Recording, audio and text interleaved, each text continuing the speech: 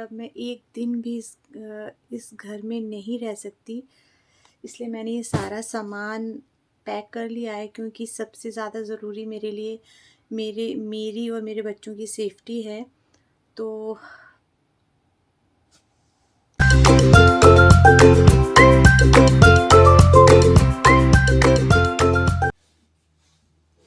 सारी तैयारियां हो चुकी हैं, मेरे दोनों बैग एकदम तैयार हो चुके हैं। और मैं कहाँ जा रही हूँ ये आप पूरा वीडियो देखोगे तब पता चलेगा कि मैं कहाँ जा रही हूँ। फिलहाल मैंने दोनों बैग एकदम रेडी कर लिए हैं और अभी थोड़ी बहुत पैकिंग और बाकी है, तो वो भी मैं कर लूँगी। तो फटाफट पूरा वीडियो देखिएगा, मिस मत करिएगा। तो मैंने सारा सामान पैक कर लिया है और हमें 2 दिन में ही पूरा खाली करना है सारा कुछ, क्योंकि काम शुरू होने वाला है। तो मैं आपको दिखाती हूँ बच्चों के रूम की क्या हालत है, बहुत ज़्यादा बुरी हालत है, को दिखाती हूँ।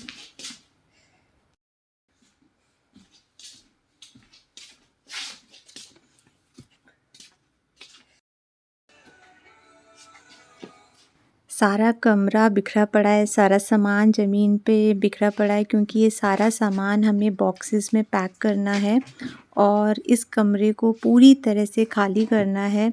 और अचानक से हमें ये करना पड़ रहा है और मैं आगे बताती हूँ कि हमें क्यों करना पड़ रहा है, ये पूरा सब घर खाली क्यों करना पड़ रहा है। तो हनी भी मेरी हेल्प कर रही है। एक्चुअली क्या है कि इस घर की जो फॉल सीलिंग है ना, वो टूट गई है और वो नीचे गिरने लगी है, तो काफ़ी रिस्की हो गया है, क्योंकि चोट भी लग सकती है। तो हमने यही डिसाइड किया कि अब इसको हम रिपेयर कराते हैं, साथ में हम पेंटिंग भी करा लेंगे और जो कुछ भी काम है वो पूरा करा लेंगे और अच्छा सा बढ़िया वाला रिनोवेशन हो जाएगा। फिर हम इस घर में आराम से रह सकते हैं। ये अभी बिल्कुल नहीं कराना था, लेकिन सडनली ये फॉल सीलिंग टूटने लगी, तो हमें ये डिसीज़न लेना पड़ा। और अभी लॉकडाउन का भी टाइम है, तो बहुत ज़्यादा मुश्किल हो रही है, क्योंकि हमें कोई घर नहीं मिल रहा है रहने के लिए, हम कहाँ रहेंगे। तो हनी को मैं बोल रही हूँ कि जल्दी जल्दी सारा सामान रखो, क्योंकि अभी हनी का रूम खाली करना है, फिर मुझे किचन भी खाली करना है, फिर अपना रूम भी खाली करना है। तो ये पूरा बिखरा पड़ा है, पूरे टॉयज़ और जितनी भी बुक्स थी, टॉयज़ थे, सब कुछ यहाँ पे पड़ा हुआ है, क्योंकि यहाँ पे एक बुक शेल्फ थी जो कि मैंने मतलब फेंक दी है थोड़ा स्पेस करने के लिए। तो सारा कुछ पूरा यहाँ पे पड़ा है, तो मुझे ये सारी चीज़ें हटानी है, बॉक्सेस में डालनी है और फिर रूम को खाली करना है, क्योंकि 2 दिन में ही यहाँ पे आ जाएंगे ठीक करने के लिए, वो लोग रिपेयर करने के लिए। और यहाँ भी पूरा ये कपड़े वपड़े पड़े हुए हैं अलमीरा के, क्योंकि अलमीरा भी मैंने फेंक दी है। अब बस ये एक अलमीरा बची है, उसे भी कल हमें फेंकना है पूरा।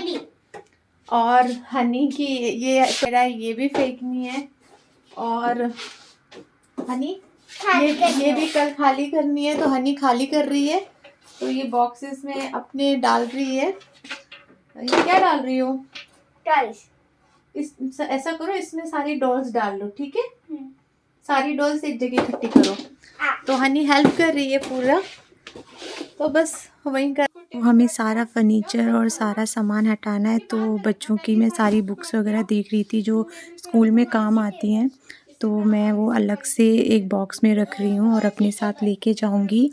और जब काम हो जाएगा रिनोवेशन का, तब मैं यहाँ पे नया फ़र्नीचर लाऊंगी, क्योंकि ये जो फ़र्नीचर है ये काफ़ी पुराना है और जो पुराने ओनर थे उनका था ये फ़र्नीचर। तो इसीलिए मुझे मतलब बहुत सारे काम है, क्योंकि एक एक चीज़ को ध्यान से रखना है और फिर पूरे घर का सामान एक एक चीज़ को संभाल के रखना है, क्योंकि एक बार यहाँ पे रिनोवेशन का काम स्टार्ट हो जाएगा तो कुछ भी नहीं मिलने वाला है।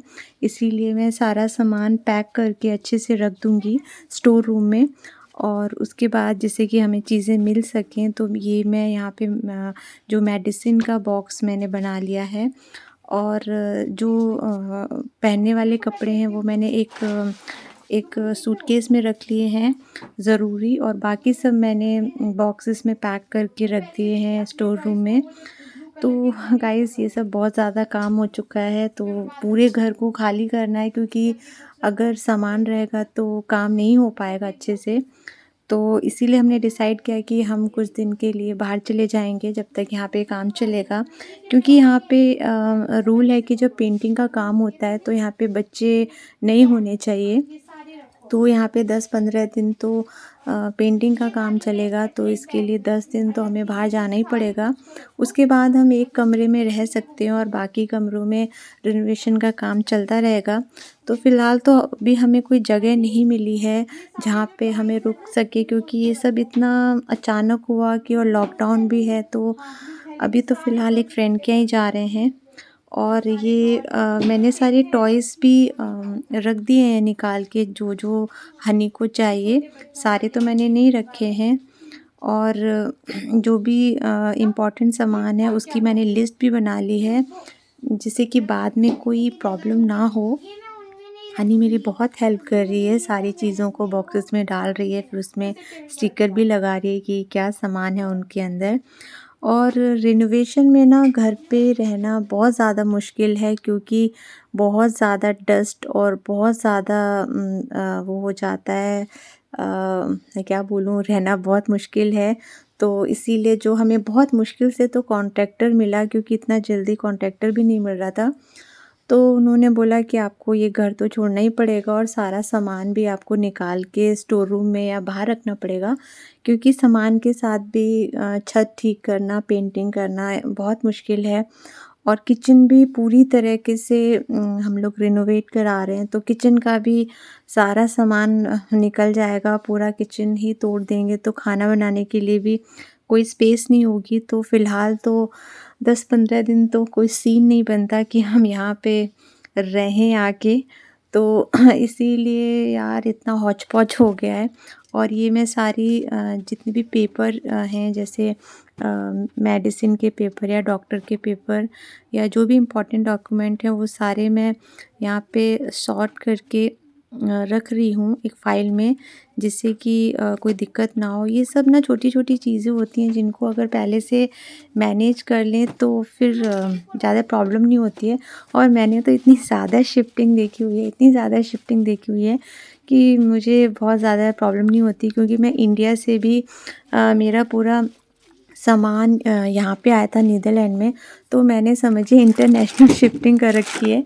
तो बहुत ज़्यादा आइडिया है मुझे सामान रखने का। तो यहाँ पे मैंने जो छोटी-मोटी ज़रूरत की चीज़ें होती हैं, जैसे प्लग, चार्जर, वो सब मैंने अलग बॉक्स बना लिए हैं। तो मैंने सारी चीज़ों के अलग-अलग बॉक्स बनाए, और देखिए टेबल पे भी ये परी की बहुत सारी बुक्स हैं, इनको भी मुझे अलग करना है। तो आज तो बहुत ज़्यादा थकावट हो गई है। और ये बैग मैंने पूरे तैयार कर लिए, एक हनी परी का, एक मेरा है और एक मेरे हस्बैंड का है।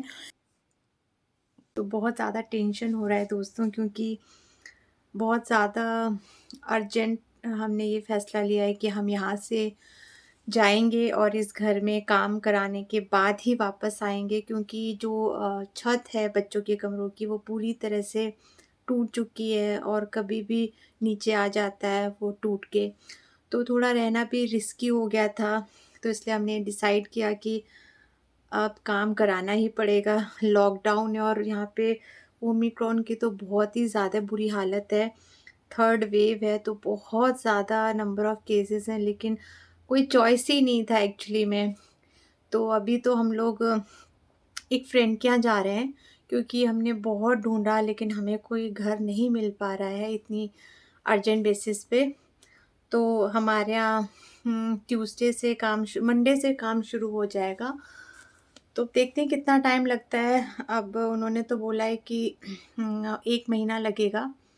देखते हैं कितना टाइम लगेगा। तो हो सकता है मेरे ब्लॉग भी ना आ पाएँ, क्योंकि बहुत ज़्यादा बिज़ी सा रहेगा सारा शेड्यूल, क्योंकि बच्चों का स्कूल भी है और फ्रेंड के यहाँ से स्कूल छोड़ना, लाना, फिर यहाँ का सारा काम देखना और सारा कुछ चीज़ों को पैक करना, रखना, तो बहुत सारा ज़्यादा सा काम है।